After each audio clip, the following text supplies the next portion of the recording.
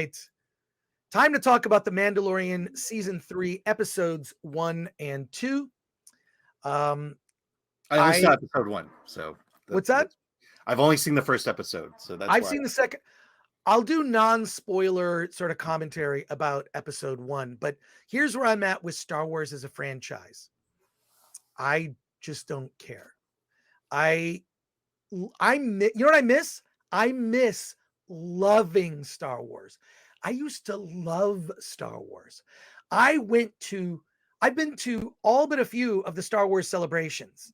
Okay. I went to the first one at the Denver Air Flying. It was like an air museum, right? And they sort of converted it into a convention with tents outdoors. It rained the entire time. I joked that the location was cosplaying as Dagobah.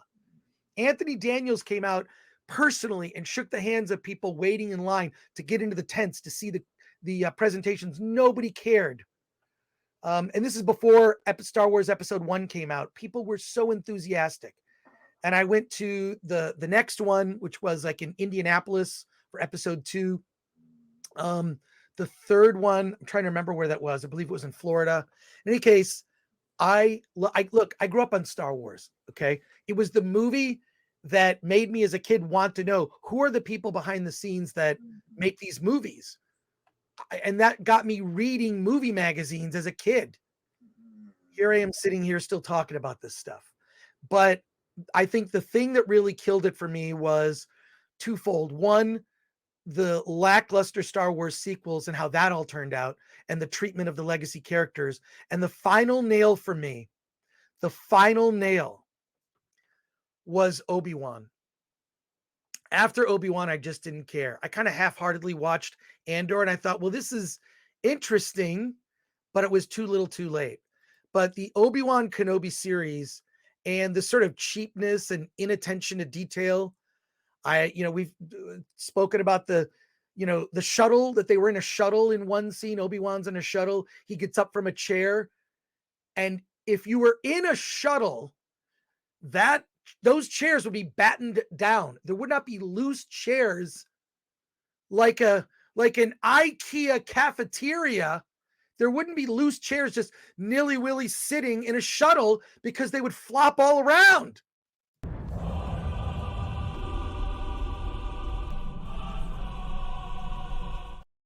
Awful. Just awful, folks. So at least, what we've seen with The Mandalorian, a glimmer of like, oh, this kind of feels like the old Star Wars, which is a Western. It's a Western with laser swords and blasters. That's what it is. Getting down to the roots. That's the heart of what Star Wars is. Little samurai movie influences. It's sort of like everything thrown into a blender, and in terms of pop culture, science fiction, and whatnot. And here we are. And you could talk about aspects of the show that are bad. It feels very episodic. It's one task to the next task, to the next task, to the next task. Gary from Roddick mentioned, I agree with him. It just feels like a video game. You got to complete not even a big mission, like a big overall thing. It's like a task. I need an IG-88. I need that robot back. And I'm sort of apathetic. And I would describe it as unremarkable. And the thing is this, I want to love it, but I think we've seen too much. I think the brand has been, it's more broken than Marvel at this point, which is why we haven't seen a Star Wars movie since The Rise of Skywalker, even though there were many planned ones. There are more Star Wars projects that have been announced than projects that have been made. And we'll go into more details. Just my overall impression is that, at least for the first episode, I thought it was lackluster. It's kind of a mistake because the second episode actually gets a little bit more interesting, has more interesting action scenes. You can tell they put a little bit more money into the second episode. I won't talk spoilers, but there's a creature in it that I thought was pretty cool, kind of based on like an expansion of a General Grievous. I thought it was a really cool design that you'll see in episode 2 when they go to Mandalore. No surprise, because that's where he has to go.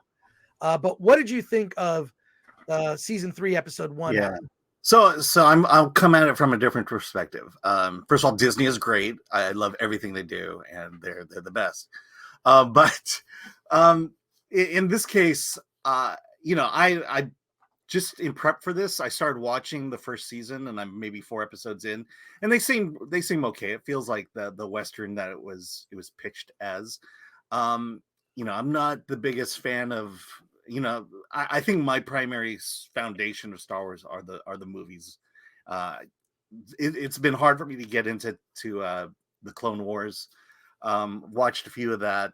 I haven't really watched the ancillary stuff. Didn't read the other books.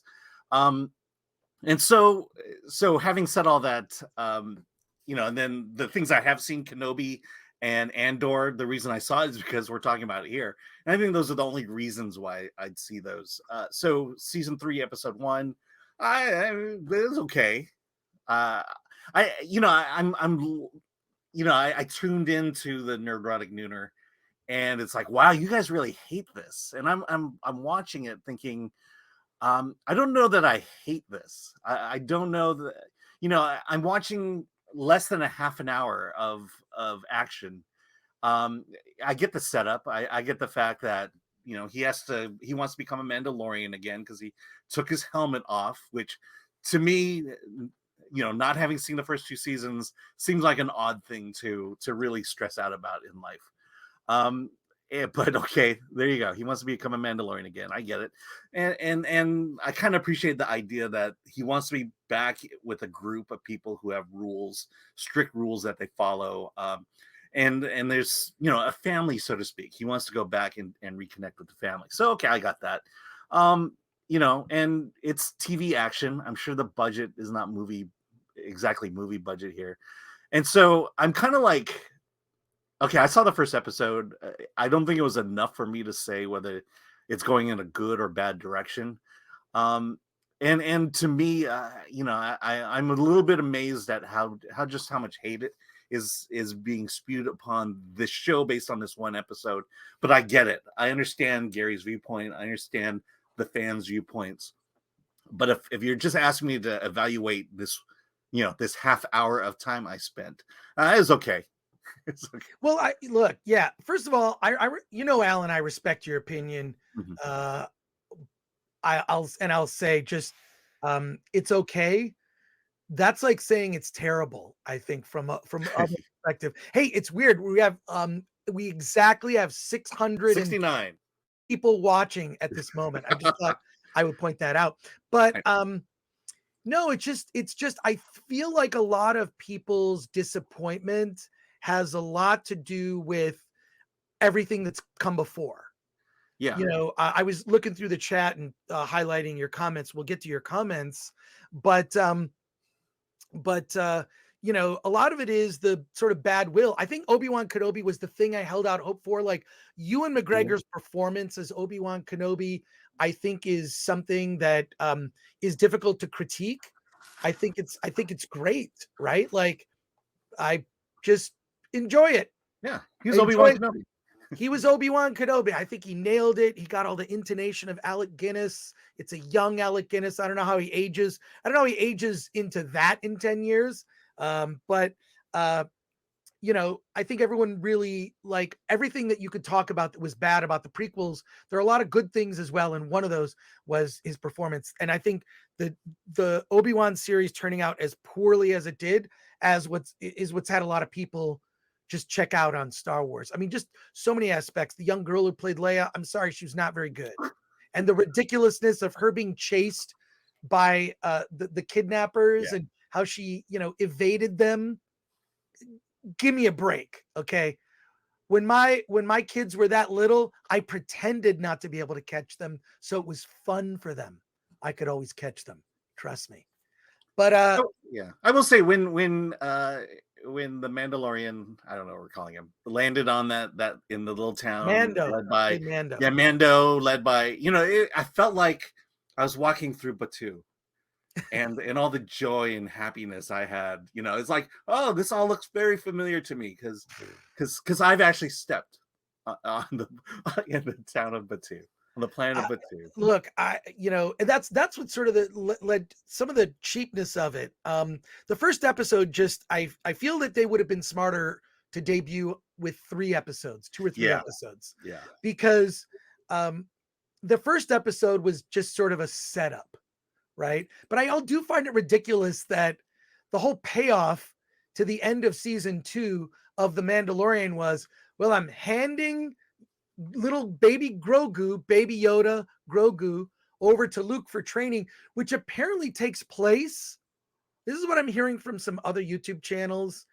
Was it Echo Base Network? I may have heard of this. They said that he trained under Luke for 2 years, and then was like, "Yeah, I just want to go back to Dad. Want to go back to my Mando." You know, and that just seems sort of ridiculous to me. That like we were going to kind of conclude this and have the Mandalorian go on other adventures. Like, no, that's Baby Yoda is too important of an asset to simply, hand off. He's the reason a lot of people watch the show, right? And look, I don't begrudge any of the. You love that character of Grogu. I think that it's going to get tired. I think it's going to get tired. Here's why it's going to get tired. Nothing bad is ever going to happen to Grogu. Grogu's never going to die. Not going to have a leg chopped off or an arm chopped off. Yes, it's kind of a stubby foot, but I'm just saying, like, no harm will ever come to Grogu. So the stakes just seem like kind of minimized. Yeah. Has he ever been put in any kind of danger? No, Grogu is in danger every episode, but nothing happens. And because we as the audience know that, it just makes it like, okay, well then why am I watching? I don't know. When it comes to episode 2, so Bo-Katan is a big part of episode 2. Let me just say Bo-Katan comes to the rescue multiple times because Mando's in trouble. And Lil Grogu goes off to get Bo-Katan to help.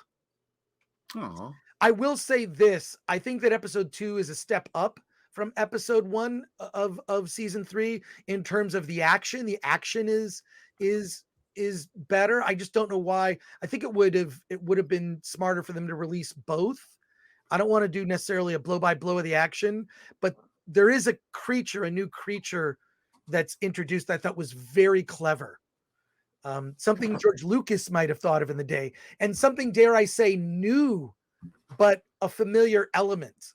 And I thought that was clever. Beyond that, here's the other thing that I thought was troublesome for me was the lore, right? Mandalorians have all these rules. We were a great people at one time, nemesis towards the Jedi, a different order, sort of steeped in religion and tradition and ritual. There's that ritual that's at the very beginning where the young boy is, almost devoured while going through the ritual of putting on a helmet that he'll keep on for the rest of his life. And I thought to myself, as that scene is on, I'm like, oh, whose kid is that? Because the acting for that kid was so bad. He kind of was talking like, yes, I'm going to do that. It was like this, like, oh my God, whose kid is this? Is this Jon Favreau's cousin or nephew? Like, who is this kid? Am I wrong about that? That kid was bad. I'm sorry. Alan, you're smiling, which tells me that you agree with me. Yeah. Well, it's like the bar is so low for this. Maybe that's why I'm not angry with the show like I was with Kenobi. I mean, right. Kenobi was just a fundamentally horrible show, and this one, it goes back to the quality you expect from TV versus film. This is is this Buck Rogers? Is that like are we heading back to that realm of storytelling back in the 80s? Right. We enjoyed it, but let's be real, it wasn't exactly Shakespeare going on. Well, that opening scene, I thought was bizarre. And what it did is there was so much about the show that was just like, seen it. Yeah. There's like a format that it got me like to overthink everything about the show. Yeah. Like here, let me just a couple things I was overthinking, right? If they never remove their helmet, how do they eat? They obviously, there's a scene in actually the second episode where Mando kind of eats and he just goes like this under the helmet, like, you know, like wearing a mask on a flight and removing the mask to then have some food and then put the mask back on, which I can't believe people did that. But you know, like how do you get Pedro Pascal takes the helmet off. He's got a perfect mustache and a haircut he got at Supercuts. How do the Mandalorians cut their hair? Wouldn't you think they would have they would almost be like pure white, not being exposed to the sun or sunlight, right? They would just be, you know, very pale, you know, like Vader with his helmet off at the, you know, just like, I don't know, like it just seems like the helmet would have done some damage, right? Like, or you would have come out all scarred, or like, this is what it's like to wear a helmet. Also, why do they wear the helmet? It's like, because that's the rule. Well, here's what I say about the Mandalorians have all these rules. The lore for Mandalorians is stupid. It's just, I know. it's stupid. The lore for other things, like I get the lore for Jedi, right? Like, you know, they think less about themselves, possessions, material possessions. It's a very like Buddhist. It's steeped in Buddhism and other religions. The Jedi, the you know, what it takes to train to be a Jedi, like all that stuff makes sense to me because it's steeped in philosophy. The Mandalorian lore is steeped in ritual and then pointless ritual. That's what the lore for Mandalorians is, pointless ritual, which I don't understand. So what Mando has to do is bathe in the minds of Mandalore to then be able to earn back being brought back as a Mandalorian, and then and he only has to video it, so he could do a selfie. Is he going to take a selfie? Could he just lie? I mean, it just will they know? Could he Photoshop in Mandalore? And if you bathe, is there any proof that you did it? Like, does your skin change? Does it melt off all your hair? Like, what does it do? Like, none of these questions. And the thing is, I wait too much time to think. Then he's getting the Naboo starfighter. Okay, they're flying around the galaxy in the Naboo starfighter, and in place of where a protocol, or excuse me, the R2 droid, R2 droid would be, or whatever. There's different types of those droids. Astromech droid would be, is a little clear dome where Grogu can just sort of look at the stars like, okay, that's convenient, but where do you go to the bathroom? Where do you shower? Not every trip is a convenient after 4 or 5 hours, you want to spread your legs. You know, if you look at an X-Wing, seems like there would be room for you to get up and actually go into a very small compartment, like a studio apartment in New York City. It looks like it. See, I think the little guy just needs a little thimble. I think that's all he really pees. I just think it doesn't make any sense. Let me give you my perspective as one who the normie, as I'm being called in the chat.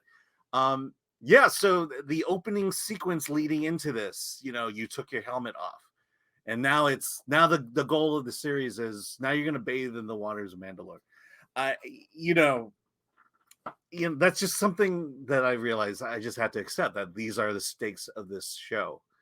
And can he get there? And I'm like, you know, the foundation of, well, you took your helmet off.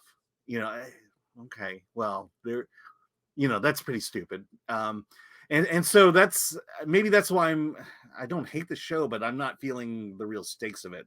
You know, it just feels like convenient plot conveniences to get him to do something. And I'm like, well, I feel like I need more action rather than just having him try to get to Mandalore and have these wacky adventures along the way. But you know, we'll see. I just, you know, the more you think about it, and here's the problem. Why am I even like, because so many things can happen. Look, I'm not saying that dumber things have happened in other shows, but there's a reason I'm not accepting it. It's because I actually kind of have time to think about it. And then I think about like, maybe just kind of how it defies logic. The main thing that bugs me is the lore, right? And I liked his other ship. What was it? The Razor Crest. Can he just get another one of those. I know that sounds stupid to say, but why not Yeah, just on do other another TV one shows of he would have. what's that? On other TV shows he would have. Well, in Star Trek, right? Yeah. Like they get There's no another endless ship. supply. They get another ship, like I don't know, it just bothered me. So much about it bothered me, but that lore, when you really start to think about it, like the whole planet's destroyed. You're trying to you know, keep these long-standing traditions up. It doesn't make any sense. Your people are conquered or spread throughout the galaxy. Maybe come up with a different plan, you know? So I look, episode 2 steps it up. It's a little better in terms of the action sequences, but it's still steeped in this sort of dumb plot. I will say this, I really do like Katie Sackhoff as Bo-Katan. Because first of all, I didn't even real Bo-Katan, for those that don't know, me among them, came from an animated series that I didn't watch because I can only watch so much of this stuff. I always just cared about the movies. I always just cared about what happened in the movies. What happens in other stuff, it's like, well, if it's really well done, like Heir to the Empire, I'll read that book series. But Bo-Katan came from that. I like Katie Sackhoff. But here's the other thing. When he goes to see her, she's just sitting in this completely empty palace by herself on the throne. What is she doing? And Moping. Moping. And she's revisited again in the second episode, and she's still on the dumb throne. Like, what are you? Does the throne have magical powers? Wouldn't you be bored? One of the things that in filmmaking, they have a thing they say like actors do called business. It's usually when like a character in a show, if you're just standing there, you can't just stand there. You have to be like holding a book or doing something with your glasses or holding a glass just count. Next time you just watch regular TV shows, count the number of times you see someone holding a coffee mug. It happens a lot, more than you would notice. But a piece of business for an actor gives them something to do so they're not just sitting there. And Bo-Katan, Katie Sackhoff as this character, is sitting on this throne doing nothing. Nothing. Why is she there? Is she waiting to receive who? Does she get a lot of callers throughout the galaxy? Why is she can go anywhere or do anything? She's got to sit on this throne. Is that like what she's supposed to do as a ritual? She's not Mandalorian following the rules. She took the helmet off. Okay. I just don't. I think it's her mental health ritual, and I'm offended that you would question that. Well, there you go. Bottom line is, second episode has some better action, but the logic and why I'm watching this defies logic itself. Mm-hmm.